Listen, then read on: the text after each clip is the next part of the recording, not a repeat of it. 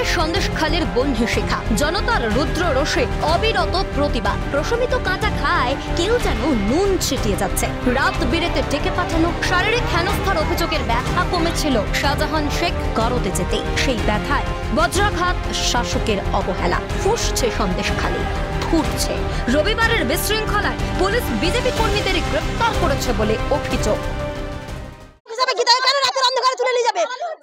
Police মমতার টাকা খাওয়া বলে প্রতিবাদী মুখ হিসাবে তুলে নিয়ে গেল, যাতে প্রতিবাদ না করতে পারে। আমরা আন্দোলন চালাবো যতক্ষণ না গীতা এখানে আসবে। গীতা দি আমরা আন্দোলন চালাবো, আর বিক্ষোভ এই বসেই সারা রাত ধরে আমরা এখানে বিক্ষোভ চালাবো। গ্রেপ্তারের প্রতিবাদে বেড়মজুরে চলে দফায় দফায় বিক্ষোভ। প্রতিবাদের আগুন আছড়ে পড়ে রাস্তায়। মায়েদের চোখ রাঙানিতে শাসকের দম্ভ চূর্ণ।